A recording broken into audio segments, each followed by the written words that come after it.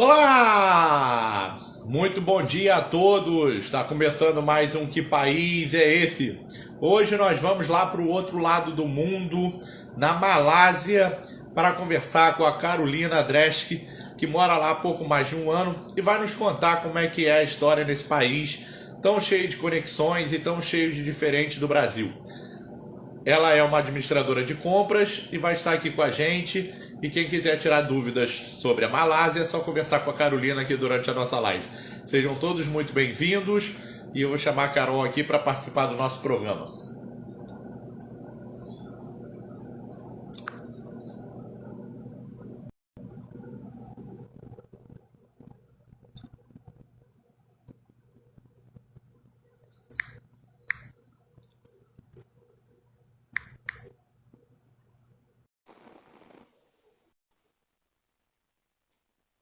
Esperando a Carol entrar aqui, pode estar entrando na live.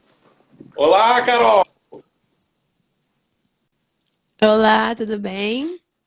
Tá me ouvindo bem? Tô ouvindo. Tá me ouvindo Bom bem? dia para todos aqui do Brasil, boa noite para você, né? Oi, bom dia, pessoal. Eu acho que agora a gente vai ter as pessoas assistindo aí do Brasil, então bom dia pra todo mundo.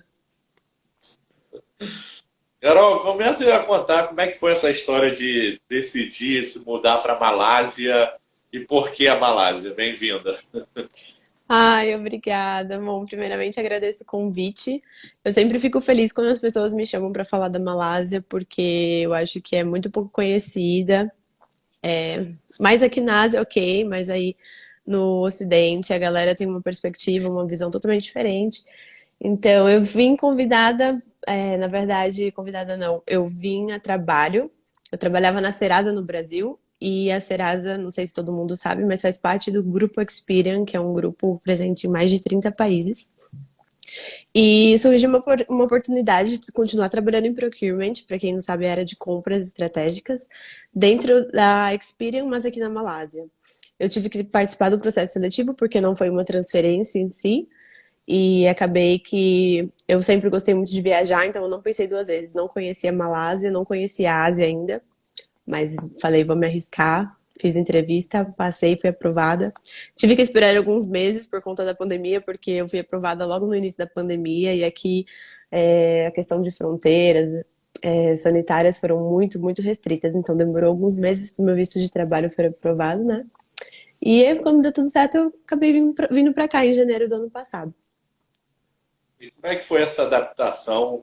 É um país tão longe da gente, uma cultura completamente diferente e um Sim. idioma também tão difícil, né? A adaptação foi muito boa.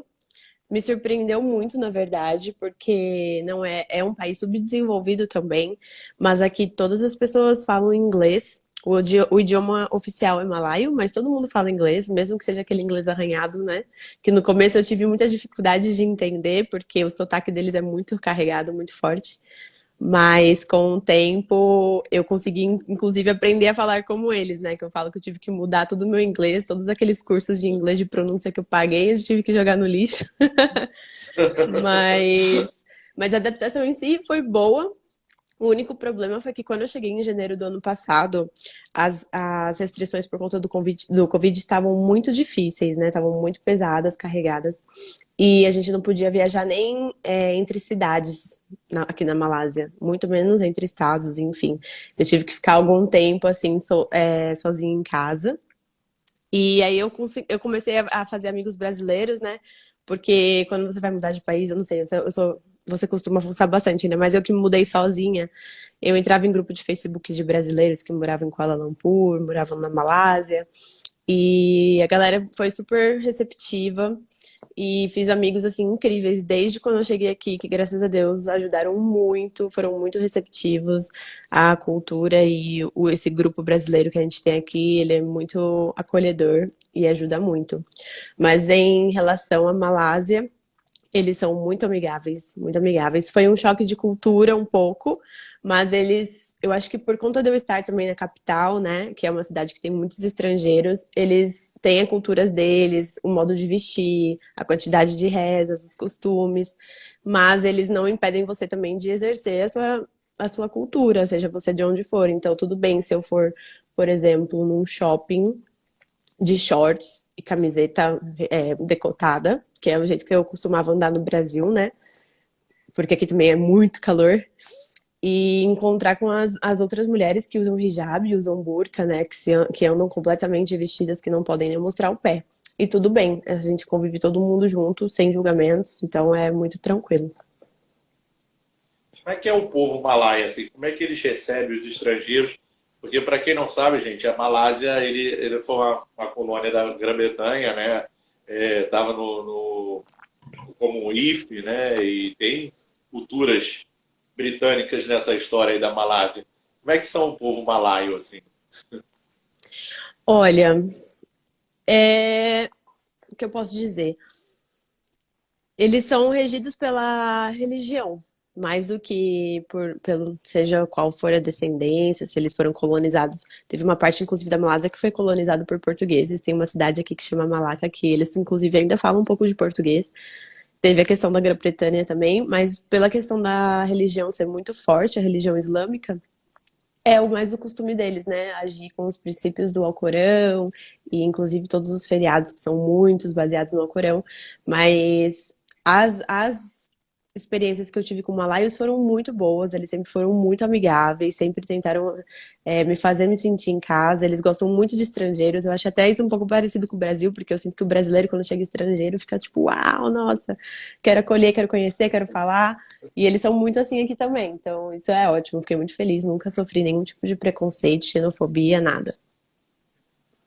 E como é que é trabalhar no mercado de trabalho malaio, assim? Você diz que quem lê assim sobre Serasa diz, Serasa aqui no Brasil é aquele que fiscaliza as pessoas que estão no SPC, né, tal. Como é que é isso, assim, trabalhar nesse mercado de trabalho na Malásia? Olha, aqui na Experian, né, na verdade, na Serasa Experian, ela vende outros produtos que não sejam apenas esse de mandar cartinha de nome negativado e deixar a galera aterrorizada, né? Mas trabalhar no mercado de trabalho malaio é um pouco diferente. Eu, por exemplo, a gente tem uma equipe de cinco pessoas e eu sou a única estrangeira. E eu tive que me adaptar um pouco à rotina de trabalho deles, porque eu costumo falar que, tipo, o malaio, ele é muito tranquilo até demais. Então, se você não puxar na mão, às vezes não vem junto. E isso é uma cultura deles. Eu vi que não é uma pessoa em si que às vezes trabalha num ritmo um pouco mais desacelerado, tipo, não. Todos eles são assim. Tem as suas exceções também, como em qualquer outro lugar, qualquer outra cultura.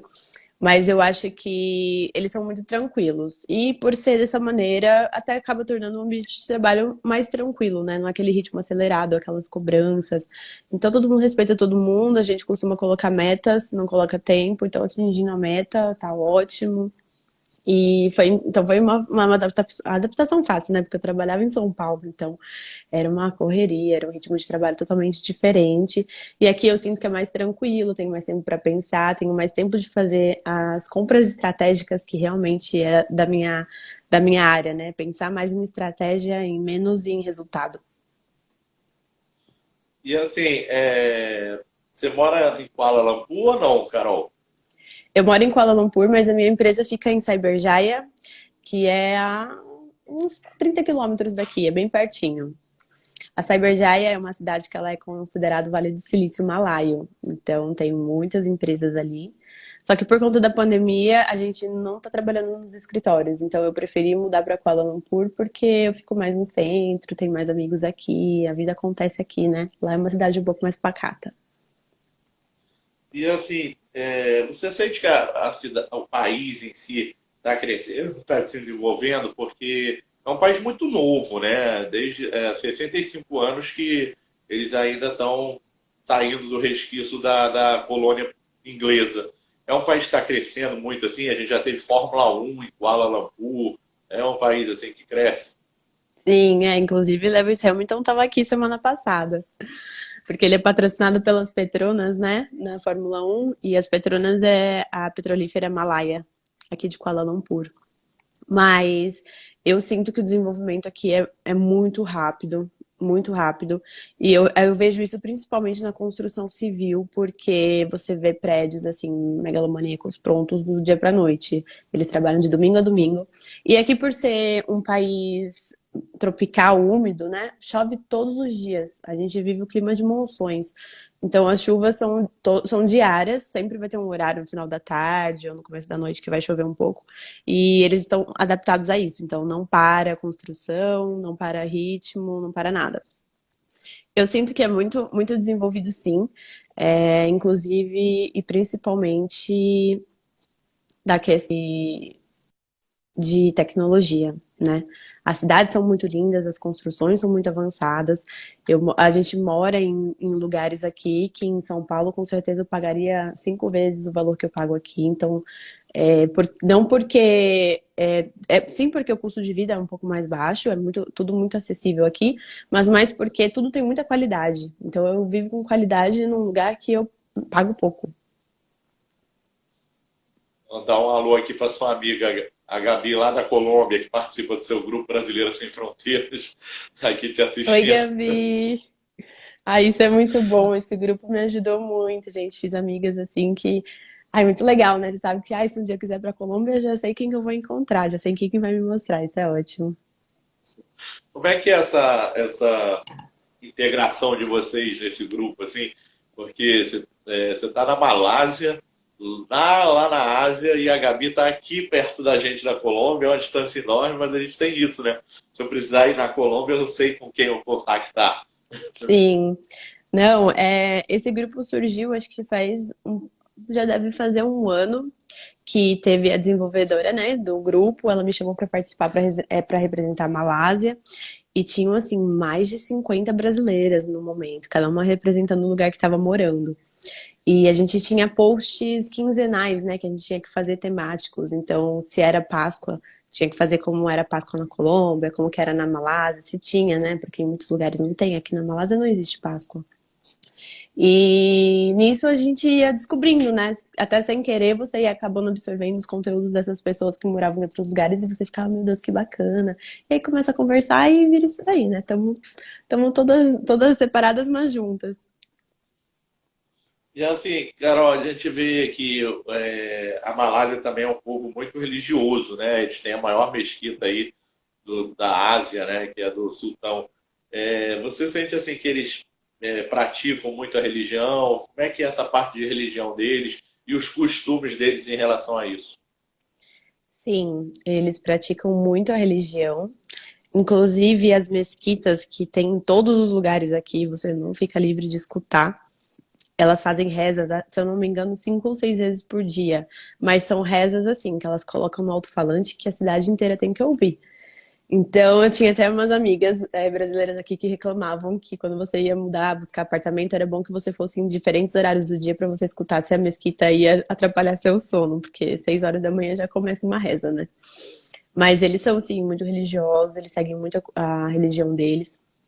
E tem os pontos positivos e os pontos negativos. Eu tenho o costume de achar que países que têm são legislados por religiões, por exemplo, aqui não é um país ateu, não é um país é, agnóstico, é um país islâmico, né? As leis são regidas pelo Alcorão.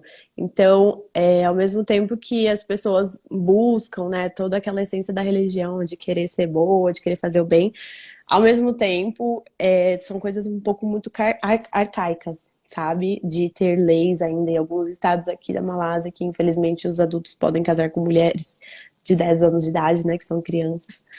E de leis um pouco machistas também, de que às vezes, se você tem um filho com um malaio e você é estrangeira, você não pode, por exemplo, seu filho não tem direito, você não tem direito sobre o seu filho, né? A guarda prevalece com o pai. E é uma questão assim que aos poucos as leis vão sendo modificadas, mas que ainda é um pouco retrógrada, né? Visto as nossas leis do Brasil, que a gente tem muitas leis que ainda são um pouco empedradas, mas que já são mais evoluídas do que aqui. E assim, você falou muito da pandemia. Como é que eles se comportaram na pandemia? Como é que foi? Como é que caminhou a vacinação? Como é que o povo malaio trata a saúde? A pandemia aqui foi tratada muito sério, foi muito restrito, foram momentos difíceis.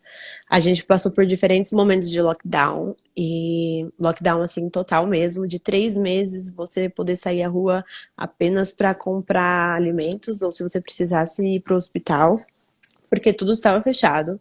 Teve momentos que você não podia sair para caminhar na rua, correr na rua, era muito controlado. E quando os casos abaixavam um pouco, eles liberavam um pouco.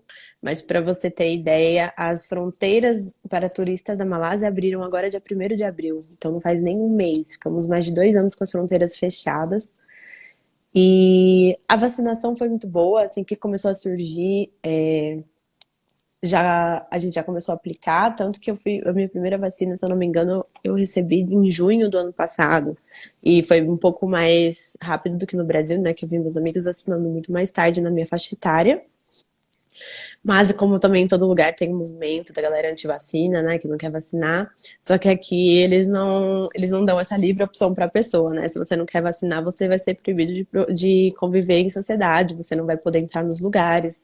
E aqui a gente usa até hoje, né? Todo estabelecimento que a gente vai entrar, inclusive em apartamentos, condomínios, shoppings, lojas, ônibus, táxi, você usa um aplicativo que chama Mais Sejatara e você tem que escanear um QR Code. Você escaneia o QR Code e ele vai te mostrar se você está apto a estar ali. Se você está totalmente vacinado, se você teve contato recentemente com alguém que estava doente, se você está com Covid ou não, porque quando você faz o exame do Covid, automaticamente já muda no seu status nesse aplicativo e você já não pode sair mais para lugar nenhum. Então foi muito controlado aqui.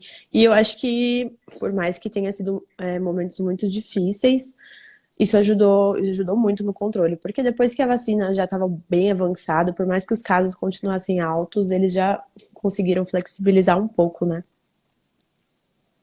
E assim, Carol, como é que é o nível de educação do país?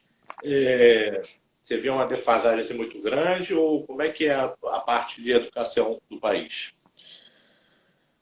Olha, eu vivo na capital, e aí eu sei que eu não posso me basear muito nisso, porque as cidades menores, né, têm têm as suas diferenças, inclusive conheço cidades que nem todo mundo fala inglês, mas eu não tenho dados específicos sobre a educação. Mas eu acho que a educação deve estar mais ou menos no parâmetro da do Brasil, né? Tem a educação pública, tem a educação privada. Eu tô mais por dentro da educação privada estrangeira aqui, porque no grupo de brasileiros a gente fala mais sobre isso, né? Falar da escola dos filhos, onde colocar, quantas línguas falam, etc. Mas eu acho o nível de educação aqui bom, facilmente você encontra pessoas que têm uma formação superior, né? Então, esses são os dados que eu consigo te dar com mais propriedade. Agora, você considera o custo de vida da Malásia alto ou baixo? Assim? Como é que é esse custo de vida? Extremamente baixo. Me surpreendeu muito quando eu mudei para cá, porque eu fiz algumas pesquisas na internet e tem alguns sites que você pesquisa o custo de vida em cidades do mundo inteiro. E aparece o resultado em dólar. E a princípio eu falei, nossa, vai ser a mesma coisa que eu morar em São Paulo, né? Tá me dando mais ou menos o mesmo valor. Mas aqui é tudo muito acessível. O aluguel é muito barato. E o aluguel aqui, né, principalmente em Kuala Lumpur, que tem muito estrangeiro, você já aluga a casa com tudo. Porque é inviável você ter que mobiliar uma casa, né? Sendo que você muitas vezes vai ficar 2, 3 anos por aqui. Então você aluga um apartamento muito bom, de 3 quartos, muito bem localizado, todo mobiliado, e você vai pagar menos de R$ 3.000 de condomínio e apartamento, por exemplo. Conta de água e luz também é extremamente barato. A gasolina aqui custa menos de R$ 3 o litro. Então, assim, é tudo Nossa! muito acessível. Sim, é muito acessível, muito acessível. Às vezes você vai viajar, por exemplo, às vezes eu vou pra praia, tenho que pegar um voo para ir para uma ilha aqui. Eu pago R$ 200 e de volta no meu voo. É muito barato. A acomodação eu pago R$ 40 por dia. Então é bem barato. E assim, como é que é a culinária deles assim? O que que tem nessa mesa aí? Eu sei que eles têm um arrozinho, com pepinozinho, com ovo, com carne? Como é que é essa culinária aí? É, a Malásia, ela é conhecida pelo nasi goreng, que eles falam, né, que é um arroz frito, que vai um pepino, vai um ovo, vai os temperos especiais. Eu particularmente gosto muito, né, porque pra mim tudo que é frito é maravilhoso, é muito bom. Mas você tem que ser muito cuidadoso, porque eles colocam muita pimenta em tudo, tudo. Então, qualquer lugar que você for comer, se você for comer num restaurante malaio, se você for comer em comida de rua, você tem que estar atento que vai estar muito ardido. Então, você tem que perguntar se é a opção sem pimenta. Às vezes eles até falam que tem a opção sem pimenta e no final vem um pouco apimentado também. Eu tenho uns amigos que falam que com o tempo acostuma, porque é uma comida muito saborosa, querendo ou não, mesmo sendo apimentada. Ela é uma comida que ela não tem muita coisa frita, não é aquela coisa muito saudável, mas é muito saborosa. Então, tenho amigos que falam, não, você vai acostumar com o tempo com a pimenta. Mas eu evito. Eu peço mais em restaurantes que tem comidas ocidentais ou acabo cozinhando em casa mesmo. É uma coisa ou outra que eu saio para comer Malaya. E assim, é estranho que eles são quase uma ilha ali perto da Indonésia e não é muito baseado em peixe, né, a comida deles. É, eles têm até alguns pratos, né? É normal você encontrar pratos de frutos do mar onde você vai, mas eles gostam muito de frango. E tem também a cultura de que eles não podem comer a carne de porco, né? Então eles acabam substituindo por outro tipo de carne vermelha ou frango mesmo. E assim, o que que chega de recursos para Malaya, assim? E vocês têm ali a proximidade com a Indonésia, mais abaixo, lá longe está a Austrália, mais para cima tem a China, a Índia. O que que chega de recursos assim para Malaya? Onde que a Malaya tira dinheiro para poder se desenvolver? Dizem que é o turismo, a indústria dela está crescendo demais. Você está numa empresa que é local da Malásia. Como é que é essa parte? Olha, eu sei que a gente tem algumas estatais que são muito fortes e a gente acaba exportando um pouco. A gente tem muita facilidade em importar coisas da China, então aqui a China é super forte. E também na questão, tem a questão do turismo, mas que eu não acho que seja um papel tão relevante assim na economia do país, porque a gente ficou 2 anos fechado para turismo, né? Então, eu acho que também há e também a facilidade de receber empresas estrangeiras, né? A gente tem muita empresa estrangeira aqui e por ser uma mão de obra barata, a gente acaba sendo um polo de tecnologia aqui mesmo, né? Que a gente ficou muito próximo da Indonésia, da Tailândia, do Vietnã, mas que eu sinto que o polo de tecnologia mesmo fica aqui. As grandes cidades, os grandes negócios acabam acontecendo por aqui. E vamos falar assim, você falou que no off aqui com a gente, que você passou muito tempo sem poder conhecer algumas coisas da Ásia e da Malásia devido à pandemia. Quais são os pontos turísticos assim da Malásia? A gente tem as Towers, as Petronas Towers, né, que são fantásticas, né? São as terceiras torres mais altas do mundo, perde por Burj Khalifa no Emirados Árabes por um outro monumento também. Mas tem o Buda lá, grandão de ouro. O que que a gente pode falar de pontos turísticos? Oh, tem exatamente. Eu acho que o ponto turístico principal aqui são as Petronas Towers, né? Que são essas torres gêmeas, que são as maiores torres gêmeas do mundo. Que fica a empresa das Petronas, né? Que é como se fosse a Petrobras no Brasil, mas é a Petronas aqui na Malásia. Tem a Batu Caves, que foi essa que você comentou, de ter o Buda gigante de ouro, né? Porque eles dão muito espaço, apesar de ser um país islâmico, eles dão espaço para liberdade religiosa. Então você vai encontrar muitos templos budistas aqui também. Se eu não estou enganada, é a segunda maior religião aqui na Malásia, depois do islamismo. E, inclusive, algumas igrejas cristãs também você encontra, mesmo que seja um pouco mais raro, você tem que procurar, você encontra. Mas de ponto turístico, eu acho que essas grandes construções aqui na capital, que são muito lindas, os mosques, né, as mesquitas são maravilhosas. Pra gente que é do Ocidente, a gente não tá acostumado com isso. Então, quando eu cheguei, eu fiquei deslumbrada com as mesquitas que eu via, são muito grandes. As cidades são muito bonitas, as construções, né, a arquitetura é lindíssima, tudo muito tecnológico. Então, você vai acabar encontrando um ponto turístico em cada esquina que você for. E também as praias, né? A gente não pode esquecer das praias que são maravilhosas. Temos praias assim, nível Maldivas aqui, do outro lado da Malásia, né? Que inclusive não fica aberta o ano inteiro por conta das chuvas, então tem períodos específicos. Se você quiser vir para Malásia e quiser conhecer essas praias paradisíacas, você tem que pesquisar qual que é o melhor período que não tenha chuvas. E acredito que seja isso. Acho que para mim, assim, o que mais me chama atenção mesmo são as construções e os templos religiosos, seja budistas, seja islâmicos, são tudo megalomaníacos, assim, gigantescos, tudo muito lindo, enfeitado a ouro, é maravilhoso. Agora conta umas curiosidades assim pra gente do povo malaio. Primeiro que você brinca aí nos seus stories que você não consegue correr de top, tem que ser de camiseta nesse calor da Malásia. Como é que é esse clima assim também da Malásia que a gente você fala das monções, volta e meia chove e aí tem períodos, mas normalmente faz 20, 30 graus. Como é que é esse clima também assim da Malásia? Olha, o clima aqui é sempre quente. E isso é um favor pra gente, por exemplo, porque eu fico o dia inteiro em casa e eu e nem ninguém acredito consegue ficar sem ar-condicionado. É praticamente humanamente impossível, porque é muito quente. E o calor aqui, ele é muito úmido, né? Então você fica suando parado. Todos os lugares que você vai encontrar um ar-condicionado muito forte, inclusive. Acredito que por conta das mulheres islâmicas terem que se vestir muito. Então, se você for no shopping, você pode ir com uma roupa curta, não tem problema, mas você vai acabar passando um friozinho. Então, tem toda essa questão de todos os ambientes fechados, carros, táxis, etc., serem todos com muito ar-condicionado. Tem a parte da chuva também, mas que a gente acaba acostumando, porque aqui a chuva, por exemplo, chove praticamente quase todo dia. Se eu não me engano, uma vez eu vi uma pesquisa que falava que chovia 300 dias por ano.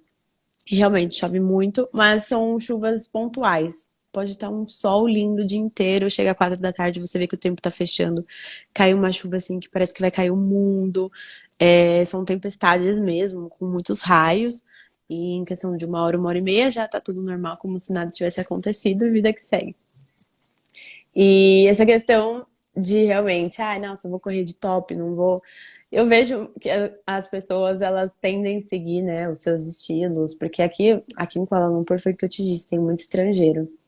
Mas ao mesmo tempo eu tenho que estar preparada pro pessoal que pode me julgar, né, que é pouco, é raro, mas acontece.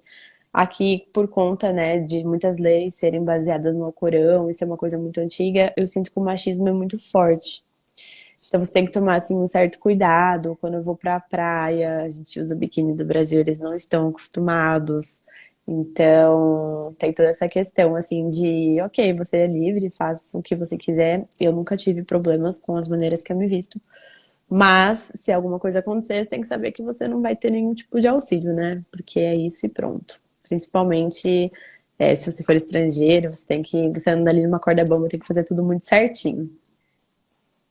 Agora, Carol, como é que é ser mulher na cultura malaia? Você diz aí que, inclusive, tem permissão de adultos casarem com crianças e tal. Como é que é ser mulher nessa cultura assim tão diferente da nossa? Olha, eu acho, eu, né, vou dar minha opinião sobre isso.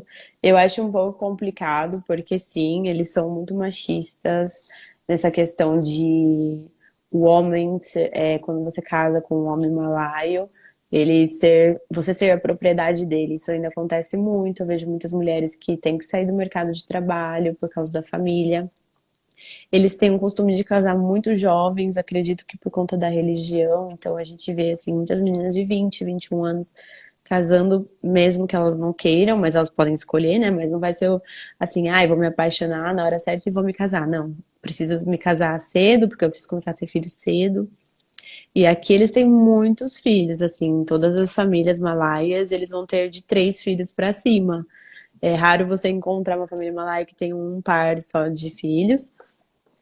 E acredito que em todos os lugares que você vai tem muita criança. Vejo muita criança, assim, uma das coisas que eu fiquei mais admirada, né? Mas eu acho que com o tempo a mulher vai ganhando independência, né? Teve algumas leis agora que saíram recentemente sobre o direito de divórcio, porque antes a mulher malaia para se divorciar, ela teria que ter um motivo muito forte. como se ela tivesse apanhado do marido, sofrido alguma agressão física, agressão psicológica ela não contava, ou simplesmente o direito de não querer mais estar junto também não contava. Para o homem, sim, o homem sempre pôde se divorciar quando ele quis, mas para a mulher não. Então, isso é um pouco mais arcaico aqui também. E como é que é assim? Você falou que você chegou aí através do convite de uma empresa e tudo mais. Mas como é que seria se um brasileiro quisesse morar na Malásia? Qual é o procedimento que ele tem que fazer como imigrante e se tornar um expatriado na Malásia? Tem vários tipos de visto que ele pode tentar conseguir. Eu, particularmente, acho que a princípio seria bom e mais fácil você conseguir um visto de estudante. Tem muitos cursos de inglês aqui que você pode se matricular, por exemplo, por um ano, e você já consegue esse visto por um ano. É também muito fácil você se matricular em cursos de graduação ou pós-graduação. São, é, são até que são acessíveis, não, os preços não são muito diferentes de cursos particulares no Brasil.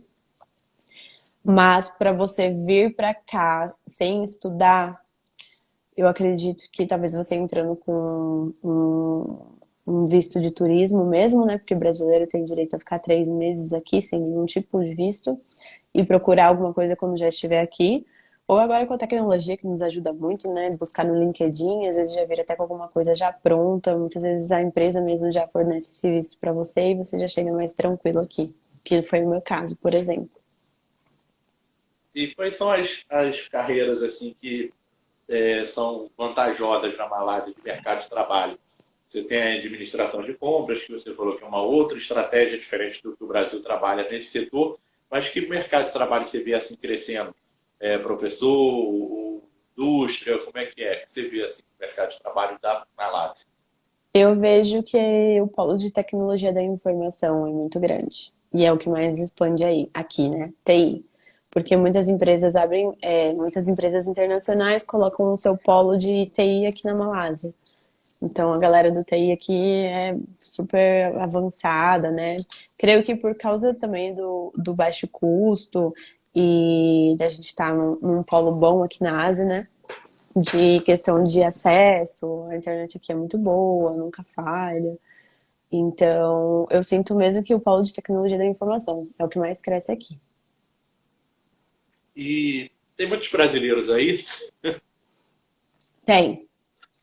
Mas também não lembro de algum lugar que eu já tenha ido nesse mundo que não tenha tanto brasileiro. Gente, como tem brasileiro no mundo. Tem muito brasileiro aqui, sim.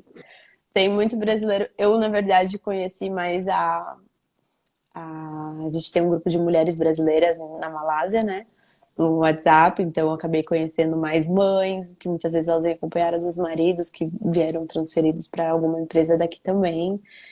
E o outro polo, assim, de mais brasileiros, porque que eu vejo trabalhando aqui, seria na área de esporte. Tem muito jogador brasileiro aqui, porque o Brasil é muito bom no esporte, principalmente futebol, né? Então aqui todos os times de futebol têm brasileiro. E na área de educação, né? Para professores de inglês, etc. Também tem um mercado bem legal. Beleza. Agradeço a Carol aqui, gente. A nossa live foi incrível, da Malásia. A live da Carol vai ficar gravada aqui com a gente. Mas eu vou fazer uma última pergunta, Carol. O que poderia te fazer voltar ao Brasil, Carol? Duas coisas, eu sempre falo. A primeira coisa, com certeza, minha família, que eu sinto muita falta, família e amigos. Assim, é totalmente diferente, né? Por mais que você mantenha contato à distância, não é a mesma coisa. E também, outro motivo que eu voltaria ao Brasil seria uma proposta de emprego, assim, com um salário incrível, numa profissão que eu queria mesmo. Porque a qualidade de vida que eu tenho aqui, eu sei que vai ser muito difícil de eu encontrar no Brasil. E aí eu já me acostumei muito errado, né? A ter tudo fácil, a sair e as cidades serem lindas, ser tudo muito limpo, tecnológico. E às vezes você vai morar em São Paulo, você vai ter um salário muito alto e você não vai ter a mesma qualidade de vida, né? Eu amo a qualidade de vida aqui, como as coisas são acessíveis e como a segurança é boa, né? Eu esqueci de falar dessa parte aqui, tudo muito seguro. Eu, depois dessa live aqui, a gente vai acabar por torno das 10 da noite, eu ainda vou sair para correr, posso sair na rua à vontade a hora que eu quiser, com o meu celular na mão, que não vai me acontecer nada. Então, você ter essa liberdade de ir e vir ao horário que você quiser, sozinha, como mulher, é incalculável, não tem valor, né? Então, eu acho que o principal motivo que eu voltaria pro Brasil seria a minha família, porque a Malásia me conquistou muito forte. Eu acho que é o que nós todos brasileiros buscamos, né? A qualidade de vida, né? Que eu acho que a gente está chegando no momento do nosso país, está difícil ter qualidade de vida, né? E aí a gente vai morar num lugar desse que tem segurança, que tem a estabilidade financeira, como você diz, vai terminar a live. Aqui pra gente é 11 horas da manhã, gente, mas lá pra Carol são 10 horas da noite. Então ela vai terminar o dia dela. E aí, isso é a grande diferença, né? É o preço que a gente acaba pagando, né? Pra estar longe da família, dos amigos. Adoro um samba, mas eu sei que às vezes isso vai ser só nas minhas férias no Brasil. Só que não tem problema, eu vivo muito feliz aqui, vivo muito tranquila, tenho toda a estabilidade financeira, acessibilidade de valores, de compras e principalmente a segurança. Então é tudo muito incrível. É difícil você acostumar de novo com um patamar inferior, né? Beleza. Pessoal, agradeço a Carol aí por ter participado do nosso programa. Para quem não assistiu, ela vai ficar gravada na nossa TV no YouTube. Vou dar nossa agenda aqui. No dia 26 a gente vai estar com a Gabi na Arábia Saudita. E a partir de maio nós vamos entrar em lives temáticas, não serão mais países. Nós vamos fazer uma live, a primeira no dia 6 de maio, com a Gabi da Colômbia, Solange da Lituânia e a Maila da Finlândia, que vão falar sobre o tema como é que é ser mãe mundo afora. Não percam. Obrigado a todos que assistiram a gente. Obrigado, Carol. Grande beijo e boa noite. Obrigada. Eu que agradeço pelo convite. Tchau, tchau. Tchau.